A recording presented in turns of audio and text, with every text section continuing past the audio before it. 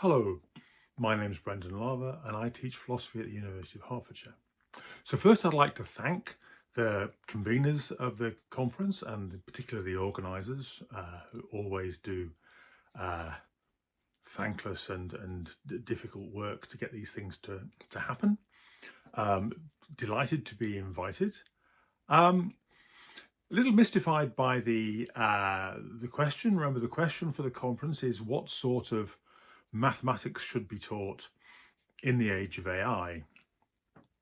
And this does strike me as an odd question because the challenges posed by the growth of AI are not really technical, they're ethical, they're social, they're political.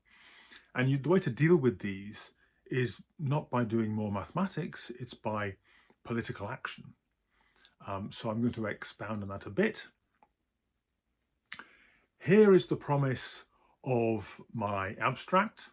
So I'm going to talk a little bit about the consequences for academic assessment for AI. I'm going to suggest that teaching isn't really threatened as a profession. Real teaching isn't really threatened by the emergence of AI. I'm going to run through what seem to me to be 7 reasons why anything ever gets put on a curriculum. Why does anybody learn anything? Well, in other words, how do curriculum choices get made? What's the rationale for any kind of curriculum choice? I think there are 7 reasons, really. I'm going to sprint through them. I'm going to note that in most cases, the connection between these 7 reasons and the detail of the mathematics curriculum is quite weak. I'm going to return to this point about the dangers of AI being really social, political, ethical, rather than technical and technological. And I'm going to end with a suggestion for the mathematics community, which I hope will be helpful. So first of all, thinking about assessment, well, AI probably means the end of coursework. It probably means the end of academic assessment where students are trusted to go away and produce some work of their own. I mean, it has always been the case that you could get your older brother or somebody you know who's better informed or more advanced than you to do your homework for you. That's been happening forever. Now there's somebody else. There's AI that can do your homework for you. Well, this it isn't as radically new, except that the police are still catching up. So universities are still deciding how to investigate plagiarism by AI. But this probably means that we go back to 2 forms of assessment which are more or less immune to plagiarism and cheating. One of them is sitting in the gym exams, so closed book exams where students sit in a room with invigilation and write answers against the clock. This is, of course, very ancient and goes back to ancient China. Also, we may see a return to the other form of plagiarism-proof assessment, which is viva voce examination. And actually, historically, in Europe, that's the older form of academic assessment, and it was only really displaced by sit-down exams because of massification. What will this mean for mathematics? Well, it won't be a problem for mathematics because until sometime in the 1980s, that was how mathematicians were assessed and selected anyway, and mathematics did fine. Creative mathematicians were identified and trained, and mathematics advanced. There was no problem. The problem, of course, is that it's socially regressive. There are all sorts of people who don't do very well in those kinds of traditional examinations, for all sorts of reasons to do with the physical demands of sitting for 3 hours writing mathematics, or if you suffer from anxiety or similar sort of mental health difficulties, then sitting in an exam room, having to do a high pressure, high stakes exam very quickly isn't good for you. And it's not a great way to test people's deep problem solving powers. Everybody knows this. So it'll be socially regressive, but it won't be a problem for mathematics, I don't think. Here's a prediction, which is that elite education will tend to go more for viva voce assessment, while mass education will have to go for sit down in the gymnasium written exams. Okay, so that's how I think it will affect assessment. This is so far is fairly obvious. I have seen it suggested by one distinguished mathematician, and I'll read out the quote, what he wrote. To my mind, the most immediate danger to human mathematics is the automation of teaching rather than research, since that would eliminate the institutional needs for graduate student teaching assistants as well as most faculty. Now, this is only true if you think that teaching means one-way didactic presentation of material. If you think that teaching means standing in front of a blackboard, running through stuff, well, yes, that's very bad, of course. AI can supply students with what they get from that. But YouTube is already ahead of that, right? Whatever you want to know, unless it's really advanced stuff, anything in the undergraduate curriculum, there's already a YouTube lecture for it. During the pandemic, academics all over the world were busy filming themselves, making lectures for their own students, and then putting those lectures on the internet. So students now, if they want some instant knowledge about something, they go looking on YouTube. So if your understanding of teaching is essentially didactic presentation of material, somebody on YouTube is already doing it better. Somebody on YouTube has already done a slower, more careful, more thoughtful lecture on whatever it is that you're going to tell your students about. Don't worry, teachers, good teachers, you're not about to be sacked. Why? Because teaching isn't really about that.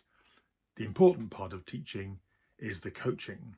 The important part of teaching is knowing what your students need and responding to it. It's captured badly in the educational theory phrase scaffolding.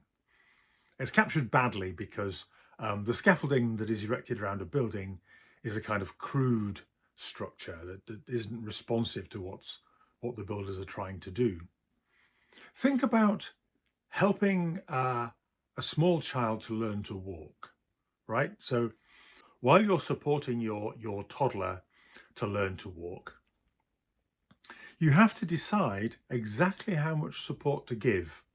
You want the child to have some extra balance from you, but not so much that you're doing all the work.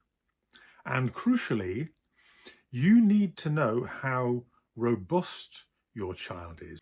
You need to know how resilient they are in the face of failure, which in the case of learning to walk is falling over. If your child is robust and regards falling over as a slightly alarming but nevertheless informative experience, you can be quite sparing with the support you give. On the other hand, if your child is the sort of child who bursts into tears when they fall over and needs to be comforted, then you'll probably be more risk averse and be more generous in the support you give to that child as they learn to walk. It's exactly the same with mathematics, teaching anything really. So knowing your students and knowing what they need moment to moment, not instant to instant, right? AI isn't going to do that, and it isn't going to learn to do that for a very long time. Teaching, thus understood, is a caring profession. It's like social work. It's like giving personal medical care. You can't easily automate it. So good teachers who understand this have nothing to worry about. So why does anyone learn anything? Why does anything ever get onto a curriculum? Well, I think there are basically 7 reasons. There's the sorting hat.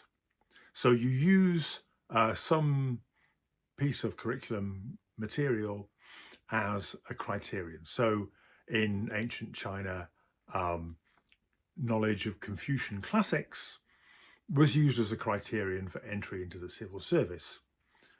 This wasn't the information that you needed in order to do your job as a Chinese official, but it was the information you needed to pass the exam. Nowadays, there is pre-med calculus, right? So in some American universities, students have to pass a calculus exam in order to enter the medical college. They didn't need to know how to prove basic theorems in real analysis in order to study medicine, but it's a sorting hat. It allows the medical college to weed out some students and choose the sorts of students that it wants to keep. So there's reason 1, sorting hat. Reason 2, brain gym. Sometimes people are encouraged to study particular subjects because they're good for the brain. They train the brain. This was the last hope of Latin, for example. You should learn Latin because it's good for the brain. Well, of course, so are all sorts of other things. So too bad for Latin. But I want to quote Francis Bacon, the local philosopher for Hertfordshire. So he wrote an essay called Of Studies, talking about studies. And he says this. He has a medical analogy. He says, bowling is good for the stone and the reins, shooting for the lungs and the breast, gentle walking for the stomach, riding for the head, and the like. So, if a man's wit be wandering, let him study the mathematics. For in demonstrations, if his wit be called away never so little, he must begin again. So for Bacon, people should study mathematics because it helps you to focus. It teaches you to concentrate for the extended period of time it takes you to get from one end of a demonstration to another. So that's reason 2, brain gym. Reason 3, to gain social graces, to gain the kind of information, the kind of learning that you need in order to pass as a generally educated person. This was the chief reason for men to go to university in the 18th century, certainly in England, for Oxford and Cambridge. Gentlemen would go to Oxford and Cambridge, learn some stuff, enough that they could talk without sounding ignorant, but they didn't sit their final exams because they didn't need to, right? That wasn't the point of being there. They weren't seeking certification, they were seeking social graces. 4, perpetuation of a common culture. So one way in which curricula get established is by deciding that there are some things that a person ought to know. So this is similar to the social graces, except that it has a universal flavour. The things that everyone ought to know rather than the things that a gentleman ought to know. Now, these are usually drawn up with some sort of national culture in mind. So there are things that you ought to know if you're an English child. So, for example, you ought to know about Shakespeare and the Battle of Agincourt and Crécy and so on. If you're a French child, you need to know about Descartes, but you don't need to learn about the Battle of Agincourt, and so on, right? So the maintenance of a common culture. 5, understanding the ideas that shape the world around you. So there's an old joke: what is the best time to influence a child's development? The answer is about a century before it's born.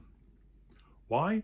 Because that's the time when the ideas which will seem like common sense in that child's world will be formed.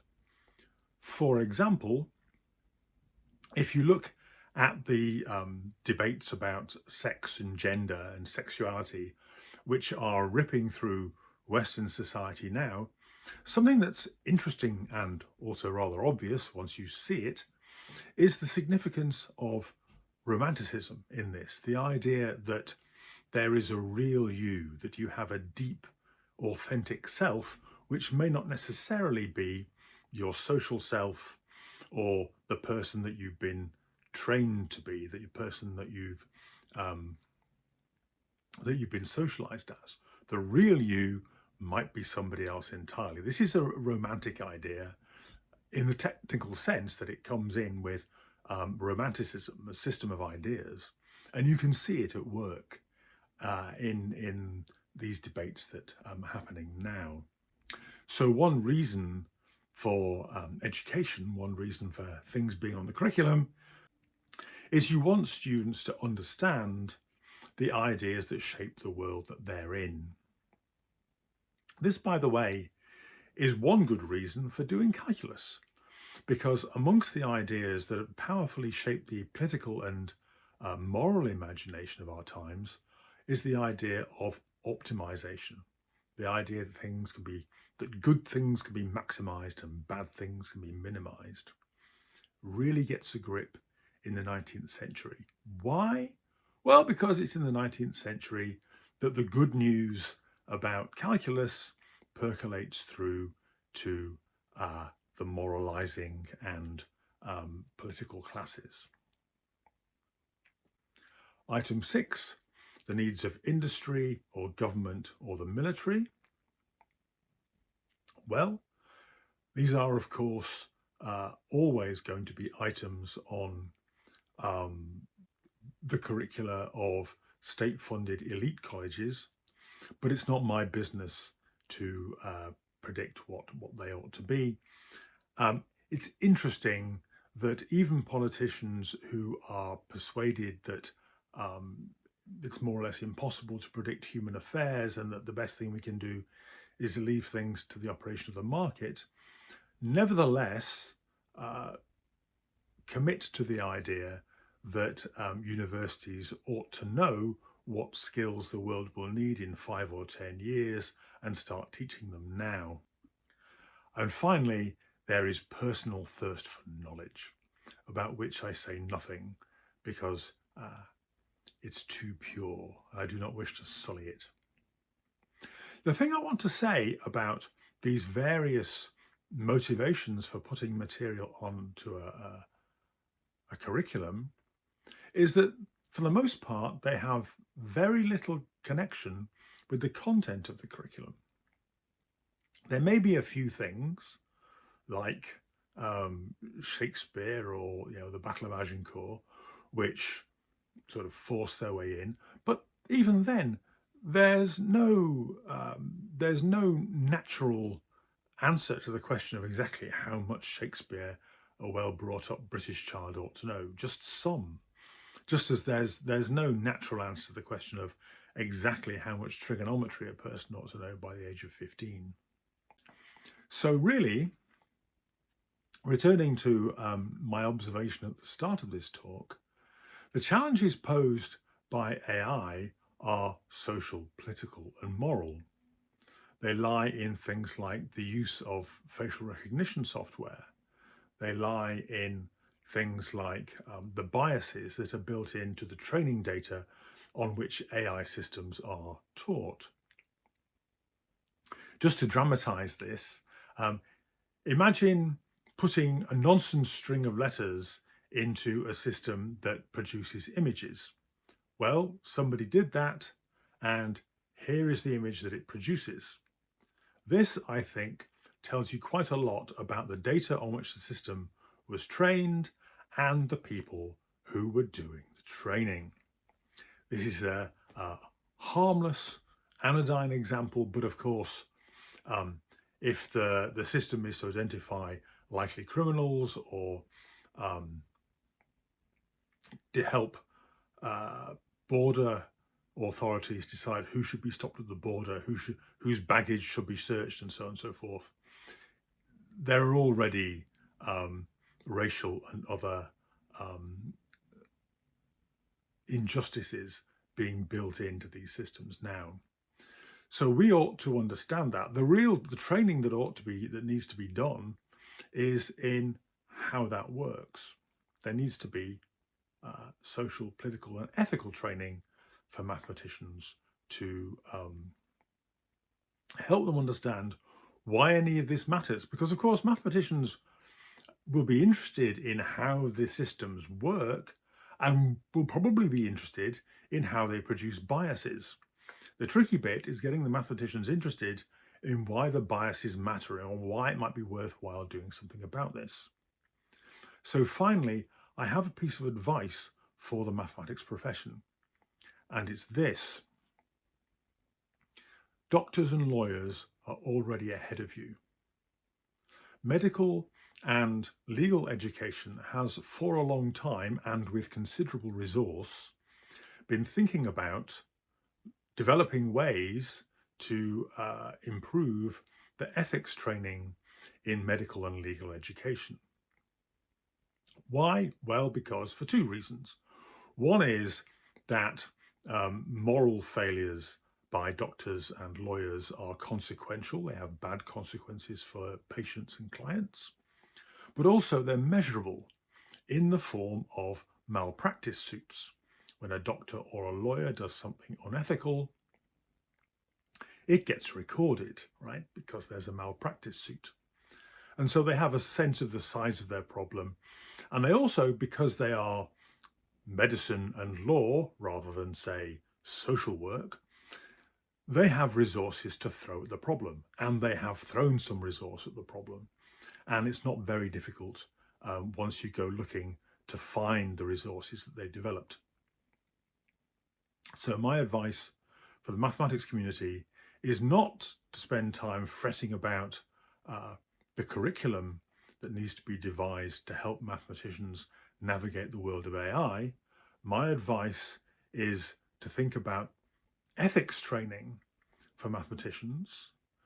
Don't do it badly. Don't do it as the drilling in of a set of rules or anything hopeless like that.